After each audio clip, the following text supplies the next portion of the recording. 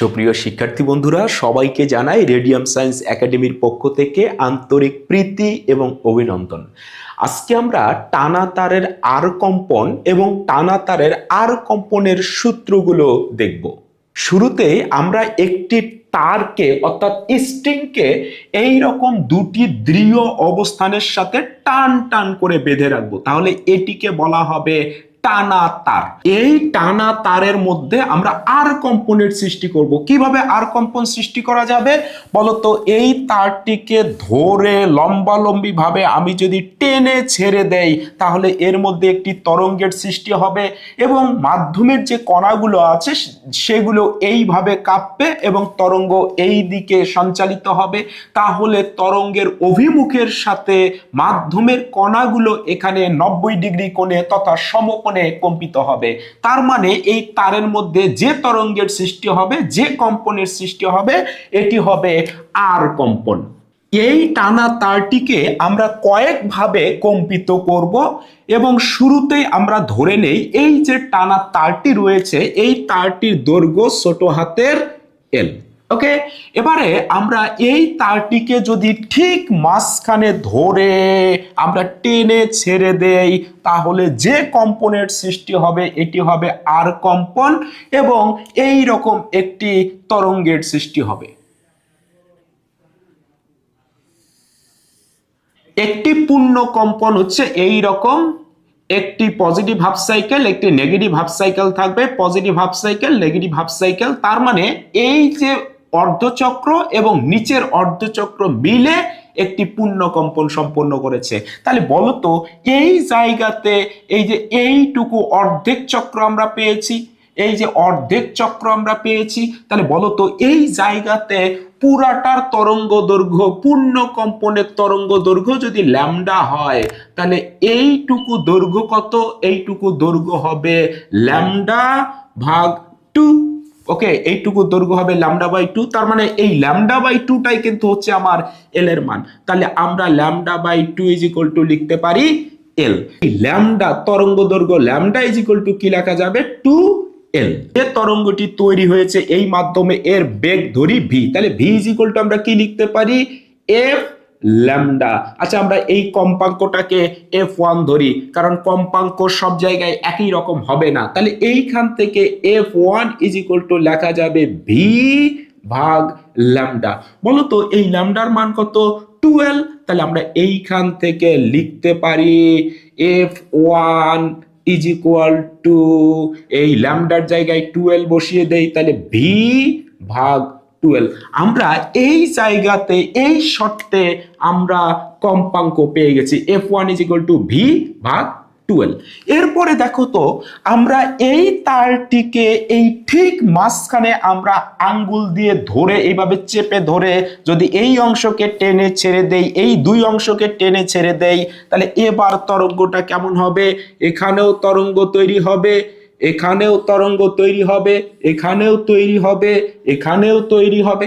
ওকে, এইভাবে তরঙ্গ দুই দিকে অগ্রসর হবে। তাহলে এইখানে দেখো তো একটি পূর্ণ কম্পন সম্পন্ন করেছে। তাহলে তারটার দৈর্ঘ্য আমাদের কত ছিল? এল ছিল। তাহলে এই জায়গাতে আমরা কি লিখতে পারি? আমরা লিখতে পারি এই পুরোটা হচ্ছে ল্যামডা।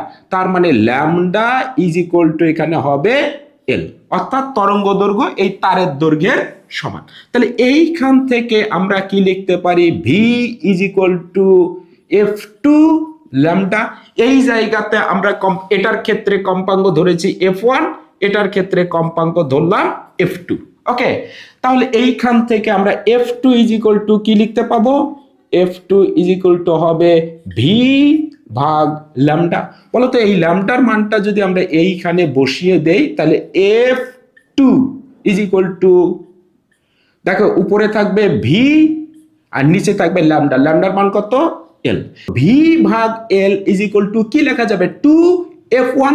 ওকে, তাহলে আমরা এখানে লিখতে পারি 2f1, অর্থাৎ এই কম্পাঙ্ক এই প্রথম ক্ষেত্রের কম্পাঙ্কের দ্বিগুণ। আবার আমরা এই তারটিকে যদি এই দুই জায়গাতে স্থির করে ধরে রাখি, রেখে যদি এগুলো টেনে ছেড়ে দেই তাহলে এবার কম্পনটা হবে এই রকম। এখানেও কম্পিত হবে, বলতো এখানেও কম্পিত হবে, এখানেও কম্পিত হবে।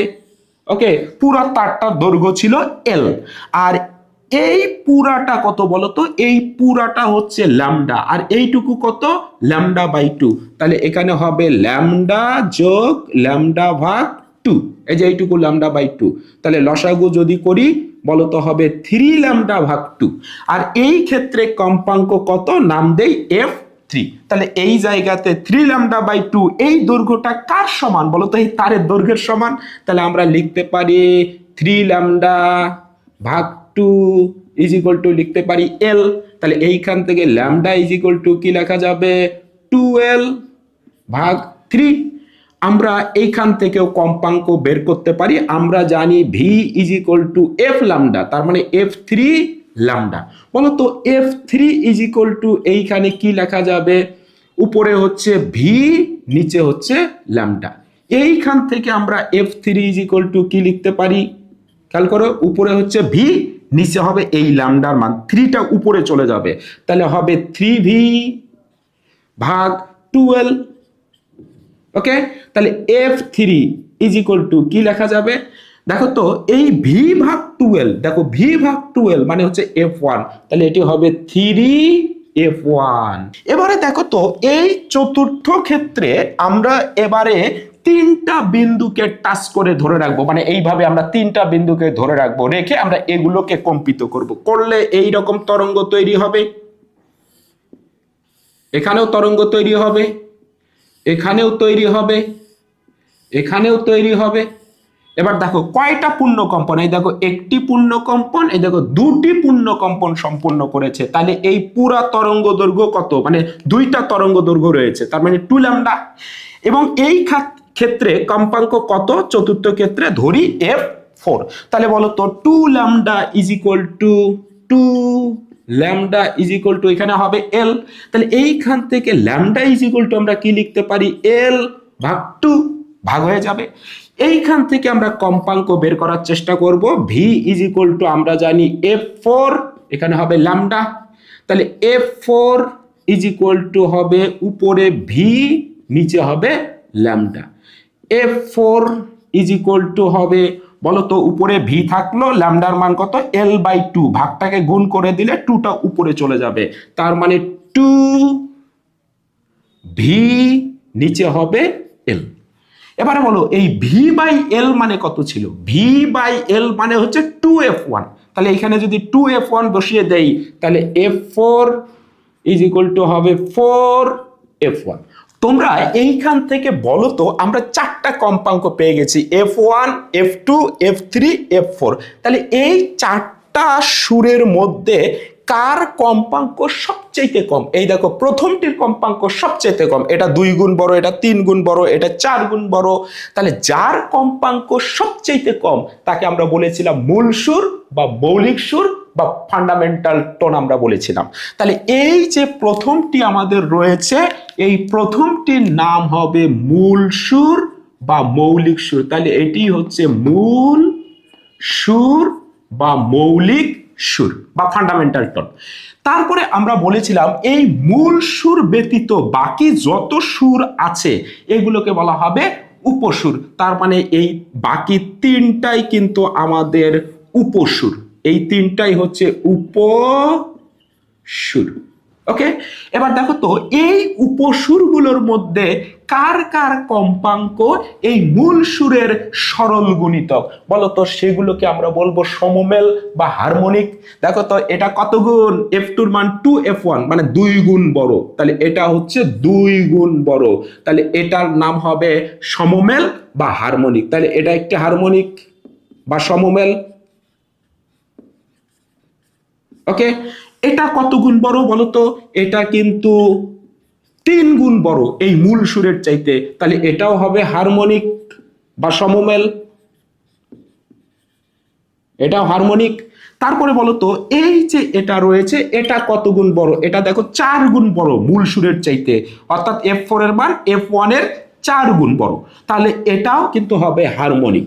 আমরা জানি উপসুরগুলোর মধ্যে যার কম্পাঙ্ক মূল সুরের সরল গুণিতক তাদেরকে আমরা হারমোনিক বা সমমেল বলেছিলাম। বলতো এই যে মূল সুর এটা তো নিজেই এর নিজের এক গুণ, এটাকেও আমরা বলেছিলাম সমমেল বা হারমোনিক। তাহলে এটাও কিন্তু আমাদের একটি হারমোনিক। ওকে, মূল সুরও হারমোনিক। তাহলে বলতো কয়টা হারমোনিক পেয়েছি? আমরা কিন্তু 4টা হারমোনিক পেয়েছি। তাহলে এইটা কত নাম্বার হারমোনিক? এটা 1 নাম্বার হারমোনিক মূল সুরটা। এটা কত নাম্বার হারমোনিক? এটা 2 নাম্বার হারমোনিক বা সমমেল। এটা 3 নাম্বার সমমেল বা হারমোনিক। এটা 4 নাম্বার সমমেল বা হারমোনিক। এই উপসুরগুলোর মধ্যে যাদের কম্পাঙ্ক অন্য একটি উপসুরের দ্বিগুণ হবে সেটাকে আমরা বলবো অষ্টক। তাহলে বলতো এই যে 4F1 এইটা তো এই 2F1 এর চাইতে দ্বিগুণ, তাহলে বলতো এইটার অষ্টক হবে এইটা, এই হারমোনিক 2 এর অষ্টক হবে হারমোনিক 4, তাহলে এটি কিন্তু আমাদের অষ্টক। তারপরে দেখো তো এইখানে কত আছে? 3F1, বলো তো এটা কি কারো দ্বিগুণ? না, এটা কারো দ্বিগুণ না, তাহলে এটা হারমোনিক কিন্তু এটা কিন্তু অষ্টক না। বলো তো এটা কি অষ্টক? হ্যাঁ, দেখো এই মূল সুরের এটা কিন্তু 2 গুণ, এর কম্পাঙ্কটা এর 2 গুণ, এটার নাম হবে অষ্টক। তার মানে মূল সুরের কম্পাঙ্কের চাইতে যে উপস্বরটির কম্পাঙ্ক দ্বিগুণ হবে সেটাই কিন্তু দ্বিতীয় হারমোনিক, সেটাই কিন্তু আমাদের অষ্টক। শিক্ষার্থী বন্ধুরা, এবারে আমরা এই টানা তারের যে আর কম্পন ছিল এই আর কম্পনের কিছু সূত্র রয়েছে, এই সূত্রগুলো আমরা দেখার চেষ্টা করব। দেখো টানা তারের আর কম্পনের সূত্রাবলী আমরা দেখব। এই টানা তারের আর কম্পনের 3টি সূত্র আছে। এই তারের দৈর্ঘ্যের সাথে এই কম্পাঙ্কের সম্পর্ক কেমন সেটা দেখব, টানের সাথে কেমন সম্পর্ক এবং এই তারের ভরের সাথে কেমন সম্পর্ক। এই যে তারটিকে টান টান করে বেঁধে রেখেছিলাম, এর দৈর্ঘ্য ধরেছিলাম ছোট হাতের এল, এবং এই তারটিকে এই দুটি দৃঢ় অবস্থানের সাথে কত বলে টান করে বেঁধে রেখেছিলাম, এটা হচ্ছে ধরি বড় হাতের টি। এবং যে তারটি আমরা ব্যবহার করেছি, স্ট্রিংটি ব্যবহার করেছি, এর প্রতি একক দৈর্ঘ্যের ভর কত, অর্থাৎ এই তারটার মোট ভর যা, তাকে যদি আমরা দৈর্ঘ্য দিয়ে এর ভাগ দেই তাহলে প্রতি একক দৈর্ঘ্যের ভর পাবো। সেই প্রতি একক দৈর্ঘ্যের ভর ধরি আমরা মিউ। বলতো তারটা যদি চিকন হয় তাহলে প্রতি একক দৈর্ঘ্যের ভর মিউ এর মান কম হবে, আর যদি তারটা মোটা হয় তাহলে প্রতি একক দৈর্ঘ্যের ভরের মানটি বেশি হবে। প্রথমে আমরা দেখব এই তারের দৈর্ঘ্যের সাথে কম্পাঙ্কের সম্পর্ক কেমন। তাহলে বলতো যখন কম্পাঙ্কের সাথে আমি তারের দৈর্ঘ্যের সম্পর্ক দেখাবো তখন এই টান এবং একক দৈর্ঘ্যের ভরের মান কি চেঞ্জ করা যাবে? না, কারণ এই দুইটার উপরেও তো কম্পাঙ্ক নির্ভর করে, এই জন্য বাকি দুটোকে আমরা কনস্ট্যান্ট রাখবো। তাহলে দৈর্ঘ্যের সূত্রে কে কে কনস্ট্যান্ট থাকবে? কনস্ট্যান্ট থাকবে হলো তারের টান এবং প্রতি একক দৈর্ঘ্যের ভর মিউ। এই দুইটা যদি স্থির থাকে অর্থাৎ কনস্ট্যান্ট যদি থাকে, তাহলে যদি স্থির থাকে তাহলে এই যে কম্পমান তারের যে কম্পাঙ্ক এটি ওই তারের দৈর্ঘ্যের ব্যস্তানুপাতিক সম্পর্ক, অর্থাৎ এফ ব্যস্তানুপাতিক হবে এল। তাহলে আমরা সুন্দর করে বলতে পারি দৈর্ঘ্যের সূত্রটি কি, যে কোনো একটি কম্পমান তারের যদি টান বলের মান এবং প্রতি একক দৈর্ঘ্যের ভর যদি স্থির থাকে তাহলে ওই কম্পমান তারের কম্পাঙ্ক তার দৈর্ঘ্যের ব্যস্তানুপাতিক, অর্থাৎ দৈর্ঘ্য যত বড় হবে তার কম্পাঙ্ক কিন্তু তত কম হবে, আর দৈর্ঘ্য যত ছোট হবে টেনে ছেড়ে দিলে সেটি দ্রুত কাঁপবে, মানে প্রতি সেকেন্ডে কম্পন সংখ্যা বেড়ে যাবে, অর্থাৎ কম্পাঙ্কের মান বেড়ে যাবে। এরপরে আমরা টানের সূত্রটি দেখব, অর্থাৎ কম্পাঙ্কের সাথে টানের সূত্রটি কেমন, সম্পর্কটি কেমন। তাহলে এই বাকি দুটোকে স্থির রাখতে হবে। তাহলে তারের দৈর্ঘ্য এল এবং প্রতি একক দৈর্ঘ্যের ভর মিউ, এই দুইটাকে আমরা কনস্ট্যান্ট রাখবো। তাহলে কনস্ট্যান্ট থাকবে হচ্ছে তারের দৈর্ঘ্য এল এবং প্রতি একক দৈর্ঘ্যের ভর মিউ, এই দুইটা কনস্ট্যান্ট থাকবে। তাহলে এই কম্পাঙ্কের সাথে এই টানের সম্পর্কটা কেমন হবে বলো তো? তুমি এটাকে যত বেশি টান টান করে রাখবা, টেনে ছেড়ে দিলে প্রতি সেকেন্ডে কম্পন সংখ্যা তত বেড়ে যাবে, মানে কম্পাঙ্কের মান কিন্তু তত বেড়ে যাবে। আর যত কম বাড়লে তুমি টান করে ধরে রাখবা, মানে একটু লুজ করে যদি রাখো, মানে কম টান দিয়ে যদি টান টান করে রাখো, তাহলে টেনে ছেড়ে দিলে কম্পন সংখ্যা কিন্তু কমে যাবে, অর্থাৎ ভালোভাবে কম্পিত হবে না, কম্পাঙ্ক কমে যাবে। তার মানে টানের মান বাড়লে কম্পাঙ্ক বাড়ে।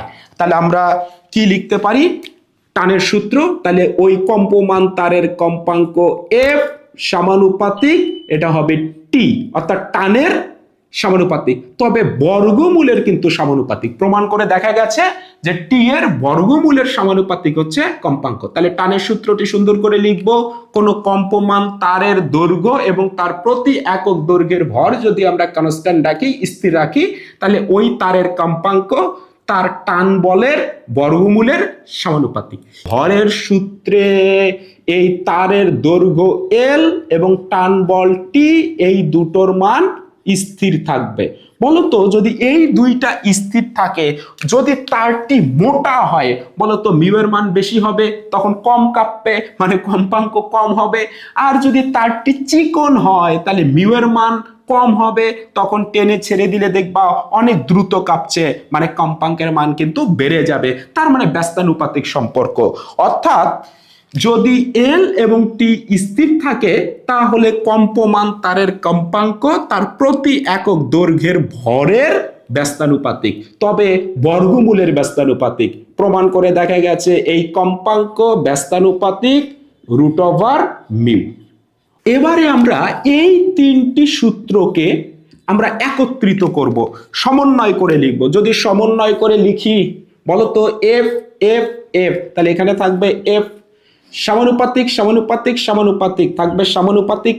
বলতো এখানে থাকবে 1/L, 1/L, আর এইখানে থাকবে রুট ওভার টি, আর এখানে থাকবে 1/রুট ওভার মিউ, অর্থাৎ প্রতি একক দৈর্ঘ্যের ভর। আমরা এই সমীকরণটিকে এভাবে লিখতে পারি, দেখো এফ সমানুপাতিক চিহ্ন যদি তুলে দেই একটি কনস্ট্যান্ট আসবে। আচ্ছা আমি লিখেই ফেলি, এটি কনস্ট্যান্ট।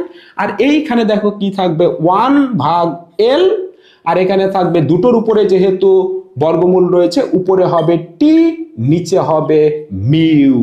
এই মূল সুরের ক্ষেত্রে এই যে কনস্ট্যান্ট সংখ্যাটি রয়েছে, এই কনস্ট্যান্ট সংখ্যাটির মান এই মূল সুরের ক্ষেত্রে হবে হচ্ছে, কনস্ট্যান্টের মান হবে হাফ। যদি হাফ নেওয়া হয় তাহলেই কিন্তু সমীকরণটি সিদ্ধ হয়। তাহলে এই জায়গাতে আমরা বসাবো হাফ। তাহলে হাফ যদি বসাই, তাহলে কম্পাঙ্ক এফ ইজ ইকুয়াল টু হবে 1/12।